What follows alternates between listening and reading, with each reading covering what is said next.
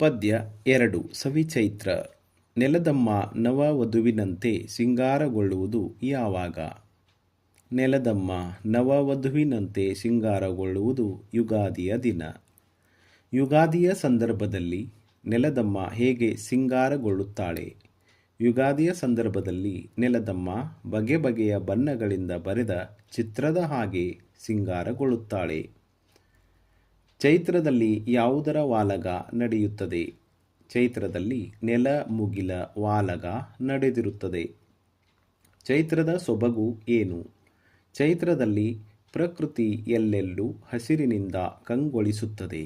ಒಣಗಿ ನಿಂತ ಮರವು ಚಿಗುರಿ ಹಣ್ಣು ಹೂಗಳಿಂದ ಕಂಗೊಳಿಸುತ್ತದೆ. ಯುಗಾದಿಯಲ್ಲಿ ಯಾವ ತಿನಿಸನ್ನು ಹಂಚುವ ಸಂಪ್ರದಾಯವಿದೆ? ಯುಗಾದಿಯಲ್ಲಿ ಬೇವು ಬೆಲ್ಲ ಹಂಚುವ ಸಂಪ್ರದಾಯವಿದೆ. ಪದ್ಯ 3 ಸದ್ದು ಮಾಡದಿರು. ತಿಮಿರಕ್ಕೆ ವೈರಿ ಯಾವುದು? ತಿಮಿರಕ್ಕೆ ವೈರಿ ದೀಪ. ಕವಿ ಮಾನವನ ಬದುಕನ್ನು ಇಬ್ಬನಿಗೆ ಏಕೆ ಹೋಲಿಸಿದ್ದಾರೆ? ರವಿಯ ಕಿರಣಗಳಿಗೆ ಇಬ್ಬನಿ ಕರಗಿ ನೀರಾಗುವಂತೆ ಸಿಡುಕುತನವನ್ನು ಬಿಟ್ಟು ಮೌನವಾಗಿ ಕರ್ತವ್ಯವನ್ನು ಮಾಡಿ ತನ್ನ ಜೀವನವನ್ನು ಸಾಗಿಸಬೇಕು. ಕವಿ ಮಾನವನ ಬದುಕನ್ನು ಇಬ್ಬನಿಗೆ ಹೋಲಿಸಿದ್ದಾರೆ. ನಮ್ಮ ಕರ್ತವ್ಯಗಳನ್ನು ಹೇಗೆ ಮುಗಿಸಬೇಕು ಎಂದು ಕವಿ ಹೇಳಿದ್ದಾರೆ. ನಮ್ಮ ಕರ್ತವ್ಯಗಳನ್ನು ಶಾಂತ ರೀತಿಯಿಂದ ಮುಗಿಸಬೇಕೆಂದು ಕವಿ ಹೇಳಿದ್ದಾರೆ. ಪದ್ಯ 5 ಮೂಡಲ್ ಕುಣಿಗಲ್ ಕೆರೆ. ಪ್ರಶ್ನೆ: ಕುಣಿಗಲ್ ಕೆರೆ ಹೇಗೆ ಬಾಗಿದೆ? ಕುಣಿಗಲ್ ಕೆರೆ ಬಾಳೆಹಣ್ಣಿನಂತೆ ಬಾಗಿದೆ. ತುಂಬಿದ ಕುಣಿಗಲ್ ಕೆರೆಯನ್ನು ಯಾವುದಕ್ಕೆ ಹೋಲಿಸಲಾಗಿದೆ? ತುಂಬಿದ ಕುಣಿಗಲ್ ಕೆರೆಯನ್ನು ನಿಂಬೆಯ ಹಣ್ಣಿಗೆ ಹೋಲಿಸಲಾಗಿದೆ. ಕುಣಿಗಲ್ ಕೆರೆಯ ಅಂದವನ್ನು ನೋಡಲು ಯಾರು ಬಂದರೆಂದು ಉತ್ಪ್ರೇಕ್ಷಿಸಲಾಗಿದೆ? ಕುಣಿಗಲ್ ಕೆರೆಯ ಅಂದವನ್ನು ನೋಡಲು ಕೈಲಾಸದಿಂದ ಶಿವನು ಬಂದನೆಂದು ಉತ್ಪ್ರೇಕ್ಷಿಸಲಾಗಿದೆ. ಕೆರೆಯಲ್ಲಿ ಯಾವ ಮೀನುಗಳು ಇದ್ದವು? ಕುಣಿಗಲ್ ಕೆರೆಯಲ್ಲಿ ಬಾಳೆ ಮೀನುಗಳು ಇದ್ದವು. ಪದ್ಯ 6 ವಚನಗಳು. ಬಸವಣ್ಣನವರ ಪ್ರಕಾರ ನಶಿಸುವುದು ಯಾವುದು? ಬಸವಣ್ಣನವರ ಪ್ರಕಾರ ಸ್ಥಾವರ ನಶಿಸುವುದು. ಕೆರೆಗಳು ನಿಷ್ಪ್ರಯೋಜಕ ಆಗುವುದು ಯಾವಾಗ? ನೀರು ಇಲ್ಲದಿದ್ದಾಗ ಕೆರೆಗಳು ನಿಷ್ಪ್ರಯೋಜಕ ಆಗುತ್ತವೆ. ವೇಷ ಮತ್ತು ಆಚರಣೆಗಳ ನಡುವಿನ ಸಂಬಂಧ ಹೇಗಿರಬೇಕೆಂದು ಸಿದ್ದರಾಮರು ಹೇಳುತ್ತಾರೆ. ವೇಷ ಮತ್ತು ಆಚರಣೆಗಳು ಒಂದೇ ಆಗಿರಬೇಕೆಂದು ಸಿದ್ದರಾಮರು ಹೇಳಿದ್ದಾರೆ.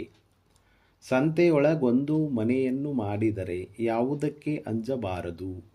ಸಂತೆಯೊಳಗೊಂದು ಮನೆಯನ್ನು ಮಾಡಿದರೆ ಶಬ್ದಕ್ಕೆ ಅಂಜಬಾರದು. ಬೆಟ್ಟದಲ್ಲಿ ಮನೆಯನ್ನು ಮಾಡಿದರೆ ಯಾವುದಕ್ಕೆ ಅಂಜಬಾರದು? ಬೆಟ್ಟದಲ್ಲಿ ಮನೆಯನ್ನು ಮಾಡಿದರೆ ಮೃಗಗಳಿಗೆ ಅಂಜಬಾರದು. ಸಮುದ್ರದ ದಡದಲ್ಲಿ ಮನೆಯನ್ನು ಮಾಡಿದರೆ ಯಾವುದಕ್ಕೆ ಅಂಜಬಾರದು? ಸಮುದ್ರದ ದಡದಲ್ಲಿ ಮನೆಯನ್ನು ಮಾಡಿದರೆ ನೆರೆ ತೊರೆಗಳಿಗೆ ಅಂಜಬಾರದು.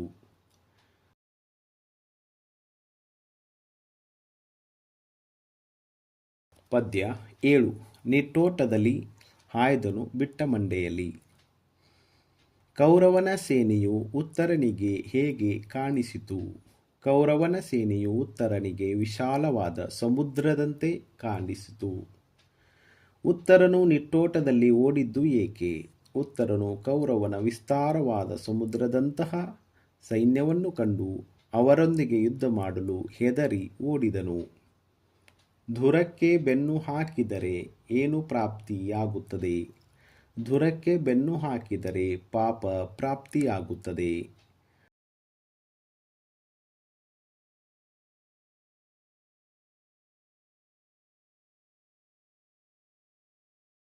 ಪ್ರಶ್ನೆ 4 ಅರ್ಜುನನು ಯಾರನ್ನು ನಾಡನರಿ ಎಂದು ಕರೆದಿದ್ದಾನೆ? ಅರ್ಜುನನು ಉತ್ತರನನ್ನು ನಾಡನರಿ ಎಂದು ಕರೆದಿದ್ದಾನೆ.